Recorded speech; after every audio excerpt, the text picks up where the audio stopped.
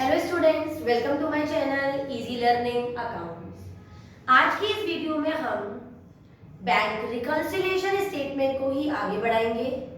और bank reconciliation statement का जैसे मैंने आपको बताया था कि हम 4 पार्ट्स में इसकी स्टडी करेंगे, जिसका एक पार्ट मैंने अपनी लास्ट वीडियो नंबर 51 में आपको बताया था, वो था debit balance as per cash book.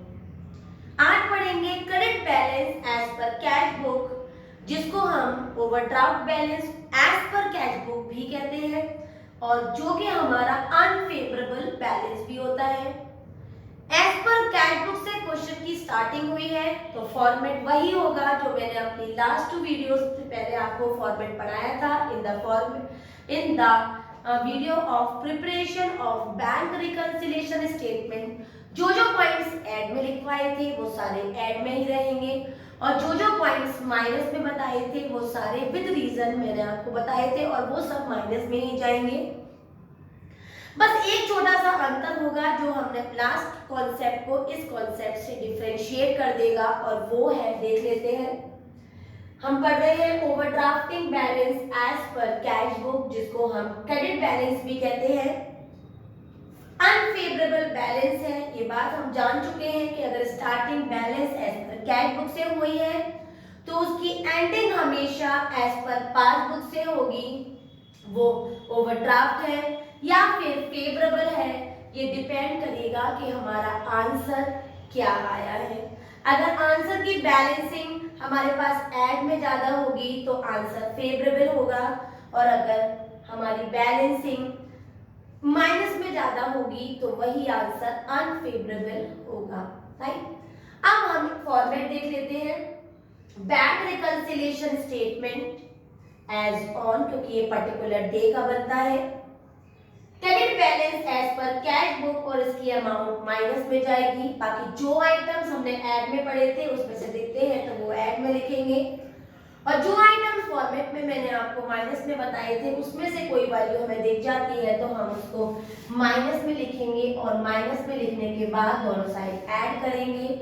Again अगर वही कॉन्सेप्ट फॉलो करेंगे, अगर ऐड की वैल्यू ज्यादा है और माइनस की कम है तो बैलेंसिंग फेवरेबल होगी, और अगर माइनस में ज्यादा है और ऐड में कम है तो बैलेंसिंग हमारी अनफेवरेबल या फिर ओवरड्राफ्ट होगी।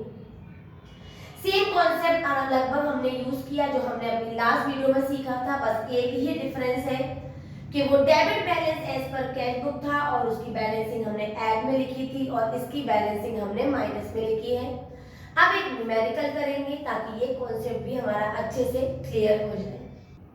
मैंने एक क्वेश्चन लिखा हुआ है, क्वेश्चन नंबर 15 टीएस ग्रेवाल 2020, और इसको रीड करते जाएंगे और बैंक रिकंसिलिएशन स्टेटमेंट बनाएंगे। क्वेश्चन की स्टार्टिंग है, Tiwari and sons has a credit balance as per cash book. मैंने लिख दिया credit balance as per cash book, जो कि माइनस में दिखाया जाएगा तो माइनस में लिख दिया मैंने 4500।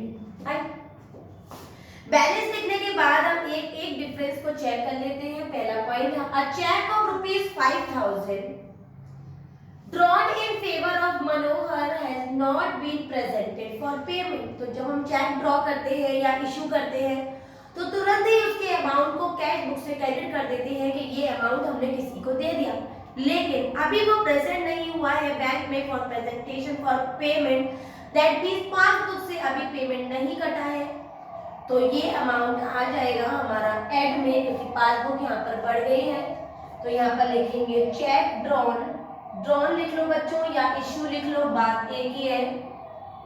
But not presented for payment, since यहाँ पर पासबुक बढ़ गई है मतलब उसमें से कोई वैल्यू डिडक्ट नहीं हुई है, तो इसको हम ऐड में दिखा देंगे। A post-dated check of ₹900 debited in the bank column of the cash book, मतलब कैश बुक बढ़ गई है, but not presented for payment. अगर कैश बुक के डेबिट कॉलम में वैल्यू आ गई है तो वो वैल्यू का बढ़ना होता है। अगर कैश बुक बढ़ेगी बेटा तो नॉर्मल है कि हमारी पासबुक कम हो जाएगी, तो हम इसको माइनस में लिखेंगे। Cheque debited in cash book not presented, मतलब कैश बुक बढ़ गया है लेकिन पासबुक नहीं बढ़ी, तो 900 को हम माइनस में लिख देंगे। हमारा हाई कंसंट्रेशन सिर्फ और सिर्फ पासबुक होगा जब हम balance as per cash book से क्वेश्चन करेंगे कि पासबुक पे क्या इफेक्ट हो रहा है। आगे देख लेते हैं। Total cheques of ₹10,200 deposited with bank but not collected. हमने डिपॉजिट कर दिए हैं बैंक में लेकिन वो अभी तक कलेक्ट नहीं हुए हैं, तो पासबुक कम हो गई है। यहाँ पर चेक डिपॉजिटेड इन बैंक, मतलब बैंक से पेमेंट कर दिया है बट नॉट कलेक्टेड, लेकिन ये अमाउंट अभी हमने कैश बुक में नहीं दिखाई, तो 10,200 चले जाएंगे हमारे माइनस में। और साथ में चेक डिसऑनर भी है बेटा, तो डिसऑनर में भी हमारा वो पैसा पासबुक में नहीं बढ़ पाया, तो 4,000 रुपए हम डिसऑनर के भी दिखाएंगे। यहाँ पर मैं फॉर्मेट को यूज कर रही हूँ जो मैंने आपको फॉर्मेट कंप्लीट लिखवा रखा है। नेक्स्ट है हमारा अ बिल ऑफ 10,000 रिटायर्ड। एक बिल का पेमेंट करा है हमने अंडर अ रिबेट ऑफ 150 और हमने उसको 150 की छूट दे दी, but the full amount is credited in the debit column of the cash book. लेकिन but the full amount is credited in the bank column of the cash book. यहाँ पर ठीक कर लेते हैं, पूरा अमाउंट कैश बुक में से कटा। अब देखिए बैंक ने जब पेमेंट किया तो उसने 150 रुपीज कम पे किया, समझिएगा, क्योंकि उसने रिबेट दे दी 150 की, लेकिन कैश बुक से पूरा पेमेंट कर दिया। इसका मतलब हमारी पासबुक 150 रुपीज बढ़ गई है। क्यों बढ़ गई? क्योंकि कैश बुक से तो फुल पेमेंट दे दी लेकिन पासबुक से 150 रुपीज का पेमेंट कम दिया है, वो हमने रिबेट में काट लिया, तो यहाँ पर मेरी पासबुक 150 रुपीज बढ़ गई। तो यहाँ पर लिखूंगी मैं बिल रिटायर्ड अंडर रिबेट, तो ये आ जाएगा हमारा 150। ऑलमोस्ट हमने सारी बैलेंसिंग पुट कर ली बेटा, ये भी कर ली, ये this and all the points. Now we will do the balancing.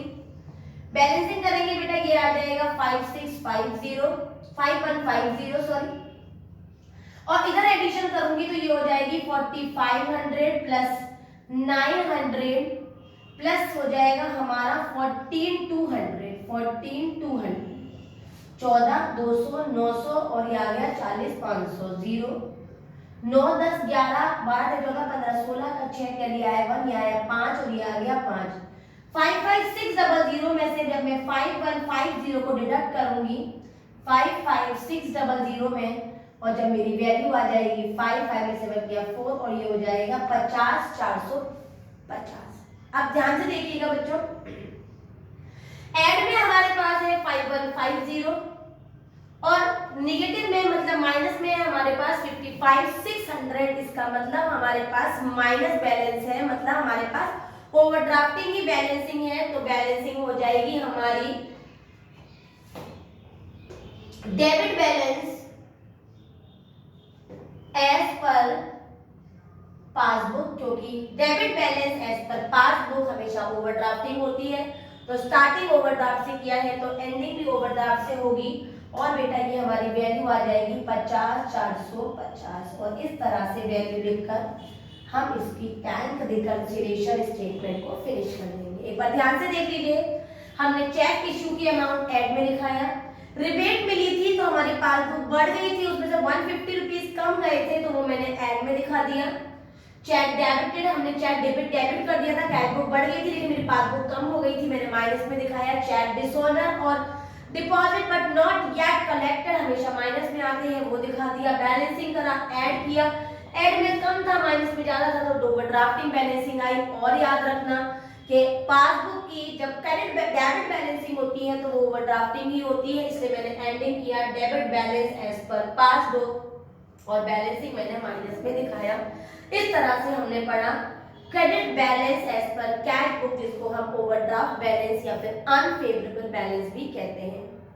आज हमने सेकेंड पोर्शन भी खत्म किया। अगर एक एक पॉइंट आपको समझ में आया हो, कोई भी पॉइंट अगर क्लियर नहीं होता है आप मुझसे पूछ सकते हैं, मैं जरूर आपको रिप्लाई करूंगी। अगर पॉइंट सारे क्लियर हो गए हो, एक एक पॉइंट आपको अच्छे से समझ में आ गया हो, तो मेरी वीडियो को लाइक करें, शेयर करें और मेरे चैनल को सब्सक्राइब जरूर करें। Thank you.